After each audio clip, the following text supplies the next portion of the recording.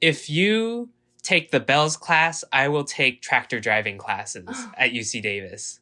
I was like, sure, I'll make that deal, right? I don't think she fulfilled that, but here I am. The sounds which accompany our steps every day come from an instrument called the carillon.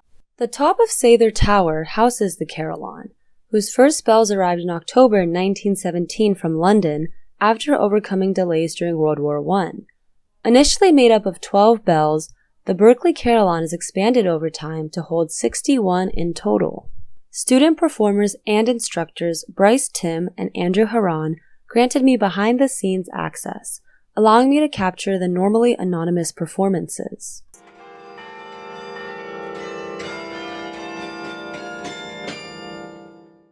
I guess if you have a picture of what the keyboard is, it'll be a batten, and that is connected to a wire. So as you depress it, the wire pulls up to the bells. It pulls on a rod that turns the rod, and the rod is connected to a clapper. The clapper, when you hit the batten, strikes against the bell. The carillon is a diverse instrument capable of playing a vast array of pieces, from slow and mellow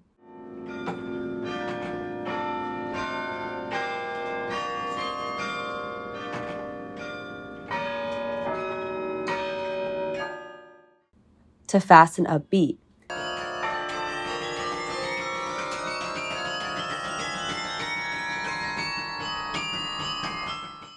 I just saw like, okay, here's a class that plays the bells. I might as well audition. I mean, I don't think you see this kind of opportunity in many places. Had the great pleasure of working with Jeff Davis. Well, the last semester he was teaching here. I mean, one thing he told me is that, like, what makes the bells so special is that it unifies the whole campus. It doesn't really matter who you are, what you're doing, as long as you're in this space. The bells bring everyone together. They're actually performing and playing up in the tower. It is a curious performance case where it is one of the most public instruments that you will ever play, but it's all at the same time no one knows it's you. It makes you feel powerful just playing the bells and hearing all of the sounds and the loud clanging above you and knowing that anyone can hear it. A particularly unique aspect of the carillon community is its corresponding decal, which provides an opportunity for anyone with past instrument experience to try their hand at the bells. Competition is steep, with around 20 to 23 people accepted per cycle. However, the decal offers a once-in-a-lifetime chance to perform music that can be heard for miles.